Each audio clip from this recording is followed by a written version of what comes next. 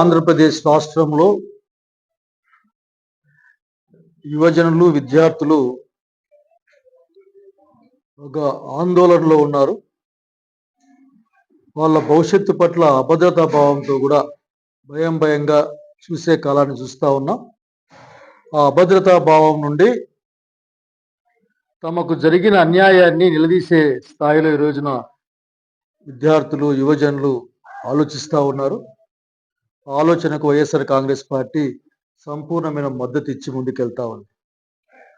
ప్రధానంగా ఈ రోజున డిఎస్సిలో జరిగిన అనేకమైన అసలుకి నేకెడ్ తప్పులు ఒప్పుకోవడంలే. డిఎస్సి 25లో ఈ ప్రభుత్వ విధానాలు, ప్రభుత్వంలోని పెద్దలు నిరుద్యోగ యువతీ యువకుల్ని మోసగించారు అని చెప్పడానికి ప్రజలంతా ఈ రోజున సిద్ధంగా ఉన్నారు. ఎవరైతే అక్కడ పనిచేస్తున్న అవుట్సోర్సింగ్లో ఉన్న ఒక ఉద్యోగి పేపర్లు తయారు చేయడం, పేపర్లు ట్రాన్స్లేట్ చేయడం, ఇటువంటి కార్యకలాపాల్లో ఉన్న అభ్యర్థికే జోన్ 2లో ఫస్ట్ ర్యాంక్ వస్తుంది. కానీ ఆ అబ్బాయి ఉద్యోగానికి లెటర్ రాదు. ఎందుకంటే వీళ్ళ యొక్క స్కామ్ బయటపడుతుంది కాబట్టి ఆ అబ్బాయికి ఉద్యోగానికి పిలవలే. కానీ ఆ అబ్బాయి కోర్టుకి వెళ్ళారు. కోర్టుకి వెళ్ళిన తర్వాత గవర్నమెంట్ అఫిడవిట్ దాఖలు చేయలే. దాని మీద విచారణ జరగడానికి టైం అడుగుతా ఉంది. విచారణ చేయాలా. అంతేకాకుండా దాదాపు అన్ని ఉద్యోగాలు 1:1 నిష్పత్తిలో పిలిచారు. అంటే ఒక ఉద్యోగం ఉంటే ఒక అభ్యర్థిని పిలిచారు. మరి ఆ విధంగా ఉద్యోగాలు రావాలి కదా పిలిచిన వాళ్ళందరికీ కూడా. లేక సర్టిఫికేట్లు వ్యాలిడిటీ లేకపోతే 1-2 మిస్ కావచ్చేమో. మెరిట్ లిస్టులకి ఇచ్చిన ఉద్యోగాలకు కూడా సంబంధం లేదని పరిశీలనలు వార్తలు బయటకు వస్తూ ఉన్నాయి. ప్రత్యేకించి స్పోర్ట్స్ కోటాలు చంద్రబాబు నాయుడు గారికి కోపం వస్తుంది, కానీ ఆయన కోపం వచ్చి పేకాట్ అంటారని ఆయన మాట్లాడుతూ ఉంటారు. అయ్యా, బ్రిడ్జి అనే ఆట పేకలతో ఆడేదే, దాన్ని పేకాట్ అనే అంటారు. మా సైడ్ చెట్ల కింద ఆడతారు పిల్లకాయలు, దాన్ని పత్తాల ఆట అని కూడా అంటారు మా వాళ్ళు. కనుక నువ్వు దానికి ఎంత పెద్ద పేరు పెట్టినా అంతే. మామూలుగా వాడే ఉప్పును లవణము అని గట్టిగా అరిచినా అది ఉప్పే. మట్టి కుండని కుండ అనకుండా భాండం అన్నగానే అది కుండే. కనుక మీరు పెద్ద పదాలు వాడడం వల్ల ఉపయోగం లేదు. Gold medal, national gold medal వచ్చిన వాళ్ళకి ఉద్యోగాలు రాకుండా చేసిన వాళ్ళకే ఉద్యోగాలు వచ్చాయి. ఒకే ఊర్లో, ఆకుతోటపల్లి అనుకుంటాను, ఒకే ఊర్లో సాఫ్ట్ బాల్లో పార్టిసిపేషన్ చేసినందుకు ఉద్యోగాలు వచ్చాయి ఇద్దరికి. ఈ లిస్టులన్నీ ఉన్నాయి ఇక్కడ. అట్లాగే కూటమి నాయకులకు సంబంధించిన బేరసారాల యొక్క ఆడియో కూడా మనం బయట విన్నాం. కనుక ఇవన్నీ కూడా ఈ రోజున విద్యార్థుల యొక్క భవిష్యత్తును, ఈ సొసైటీ పట్ల, ఈ సిస్టమ్స్ పట్ల ఒక నమ్మకాన్ని పోగొట్టుకునే కార్యక్రమం జరుగుతూ ఉంది. కనుక ఈ సమయంలో అందరినీ, ప్రజాస్వామ్యవాదుల్ని, అన్ని రకాల రాజకీయ పక్షాలని, యువజనుల్ని అందరినీ కోరుకుంటా ఉన్నా, సమాజ నియమాల పట్ల, వ్యవస్థల పట్ల నమ్మకాన్ని పెంపొందించేందుకోసం మనం పనిచేయాల్సిన కాలం వచ్చింది. ఎవరు మాట్లాడితే ఆఖరి బెదిరింపులే. మీరు మాట్లాడతారా, మంత్రులంతా బయటకు వచ్చి మీ సంగతి తేలుస్తామంటారు. సమాధానం చెప్పారు బాబు అంటే సమాధానం చెప్పాల్సిన బాధ్యత ఉంటుంది ఎవరికైనా కానీ. సమాధానం చెప్పలేకపోతే సమాధానం చెప్పలేమన్నా చెప్పాలి. స్పోర్ట్స్ కోటాలో చాలామంది, అట్లే ఉద్యోగాల్లో చాలామంది ఉద్యోగం వచ్చేసింది మాకని చెప్పేసి వాళ్ళు పనిచేస్తున్న ఉద్యోగాల కంటే ప్రైవేట్ ఉద్యోగాలు వదిలిపెట్టి చిన్న సెలబ్రేషన్స్ కూడా చేసుకున్న వాళ్ళు ఉన్నారు. ఇంకా నన్ను కలిశారు. అసలు సార్ ఈ ఉద్యోగం చూపించారు, మా పెళ్ళైంది సార్, మా అత్తులు అడుగుతారు, ఏం చేయమంటారు అడిగిన వాళ్ళు కూడా ఉన్నారు.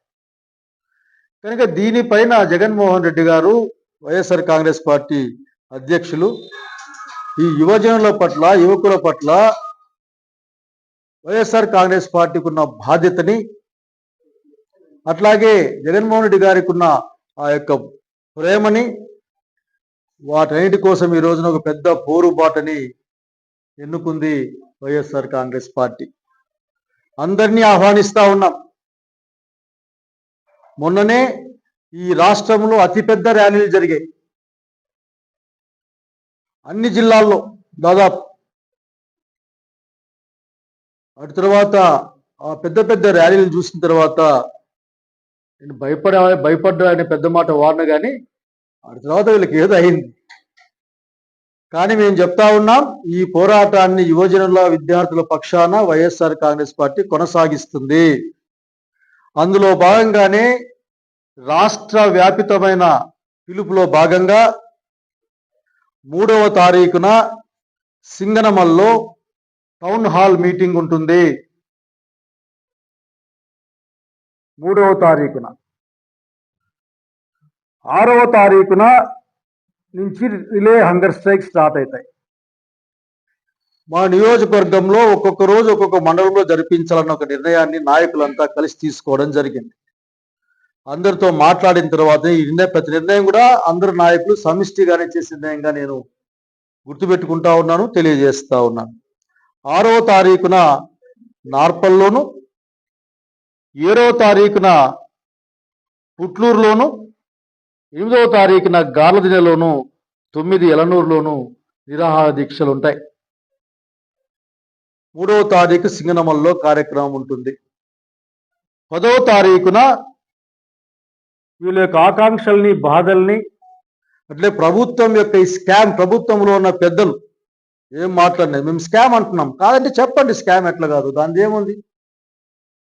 3,30,000 మంది ఉద్యోగాలు రాస్తే 16,000కి అట్లా ఇట్లా ఉద్యోగాలు ఇచ్చామంటున్నారు కదా. ఒక్కొక్కటి ఎంతసేపు మాట్లాడతారు. మెరిట్ లిస్టులు కూడా డిలీట్ చేసిన పరిస్థితి. అధికారులు ఎక్స్ప్లెనేషన్ వచ్చారు తప్పనిస్తే ఊరకనే మాట్లాడతారు. అట్లా బహిరంగ సభల్లోనూ లేకుంటే పొలిటికల్ మీటింగుల్లో మాట్లాడుతూ ఉంటారు. ఇది పొలిటికల్ యువజనుల భవిష్యత్తు. ఎవరైతే మీరు 3,000 నెలకిస్తాము నిరుద్యోగులకు అని చెప్పి వాగ్దానం చేసి ఎన్నికల్లో వచ్చారో ఆ నిరుద్యోగులు ఉద్యోగం పొందే పరిస్థితి ఇక్కడ. ఎట్లా ఇప్పుడు మనిషికి 75,000 బాకీ ఉన్నారు మీరు 2.5 years.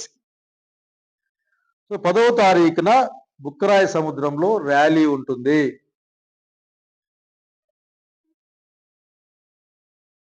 పెద్ద ఎత్తున కదిలి రమ్మని వైఎస్ఆర్ కాంగ్రెస్ పార్టీ అన్ని శ్రేణులకు, అనుబంధ విభాగాల దగ్గర నుండి ప్రధానమైన పార్టీ శ్రేణుల వరకు కూడా ఈ కార్యక్రమాన్ని జయప్రదం చేయమని సింగనమల నియోజకవర్గ వైఎస్ఆర్ కాంగ్రెస్ పార్టీ తరఫున కోరుకుంటా ఉన్నాం. అట్లాగే ప్రజాస్వామ్యవాదులు ప్రజల యొక్క, విద్యార్థుల యొక్క, యువజనుల యొక్క క్షేమాన్ని కోరుకునే వాళ్ళు ఈ అన్యాయాన్ని ఎదిరించడానికి కలిసి రమ్మని ఆహ్వానిస్తా ఉన్నాం. అట్లాగే ప్రజాస్వామ్యవాదులతో పాటుగా ఆయా గ్రామాల్లోనూ, ఆయా పెద్ద పెద్ద ఊర్లలోనూ ఉన్న అన్ని యువజన విద్యార్థి సంఘాలు కూడా కలిసి రమ్మని కోరుకుంటా ఉన్నాం. లేకపోతే ఇది ఒక అలవాటుగా మారిపోతుంది. సమాధానం చెప్పే వాళ్ళు ఉండరు. మేము చేసింది మీరు వినాలా అంటారు. కనీసం ఉద్యోగాలు ఇచ్చినప్పుడు మెరిట్ లిస్ట్ ప్రకటిస్తారు. వీళ్ళంతా ఈ మొత్తం 3,30,000 మంది ఉద్యోగాలకు అప్లై చేస్తే టాప్ 16,000, 12,000, 20,000 లేక కేటగిరీ వైజ్, కేటగిరీ ఎస్సీలకి, బీసీలకి, మహిళలకి అంతా డివైడ్ చేసి ప్రకటిస్తారు. మనం చూసుకునే అవకాశం ఉంటుంది. మనకి ఎన్ని మార్కులు వచ్చినాయి, ఉద్యోగం రాని వాళ్ళకి ఎన్ని మార్కులు వచ్చినాయి, ఒకవేళ మనకు ఉద్యోగం రాకపోతే ఉద్యోగం వచ్చిన వాళ్ళకి ఎన్ని మార్కులు వచ్చాయని చూసుకునే అవకాశం ఉంటుంది. మచ్చుకు ఒకటి నాకు ఇబ్బంది పంపించారు. దాంట్లో ఏంటంటే చెప్పిన సర్టిఫికెట్ ఒకటి, ప్రొడ్యూస్ చేసిన సర్టిఫికెట్ ఒకటి, ఉద్యోగం వచ్చేసింది. అంత ఈజీగా ఉద్యోగాలు ఎట్లా వస్తాయో కూడా అర్థం కాని పరిస్థితి. ఒకే ఒకటి జత టైం కన్జ్యూమ్ చేయకుండా ఒకే ఒక్కటి చెప్తా నేను.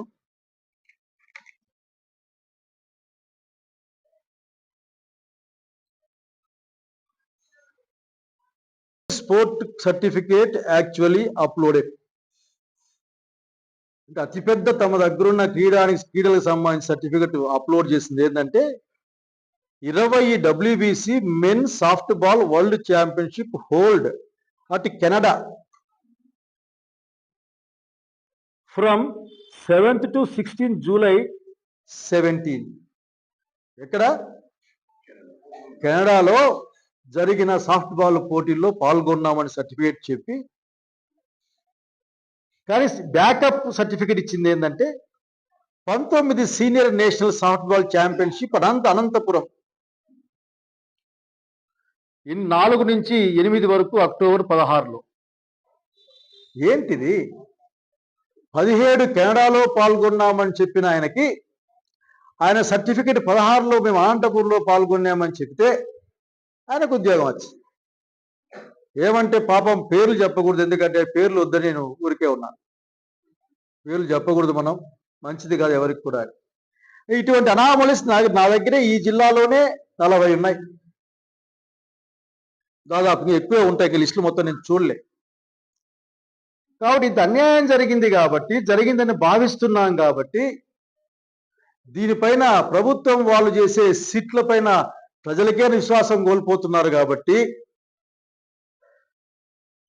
దీనిపైన స్వతంత్రంగా పనిచేసే సిబిఐ ఎంక్వైరీ చేయాలని చెప్పేసి వైఎస్ఆర్ కాంగ్రెస్ పార్టీ డిమాండ్ చేస్తూ ఉంది.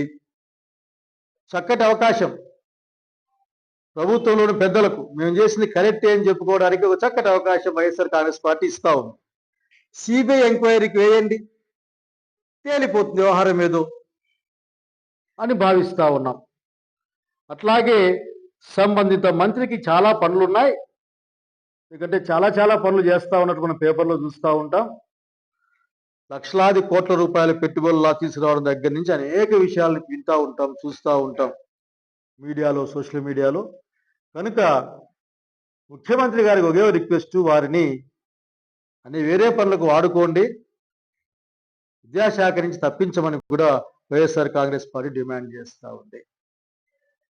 సో ఈ కార్యక్రమాన్ని జయప్రదం చేయమని పాత్రికేయ మిత్రుల సహకారాన్ని కోరుతూ ప్రతి ఒక్కరు కూడా ఈ కార్యక్రమంలో పాల్గొనమని, 3వ తారీఖు నుండి 10వ తారీఖు జరిగే కార్యక్రమాలని విజయవంతం చేయమని కోరుకుంటా ఉన్నాం, ఆహ్వానిస్తూ ఉన్నాం. నమస్కారం.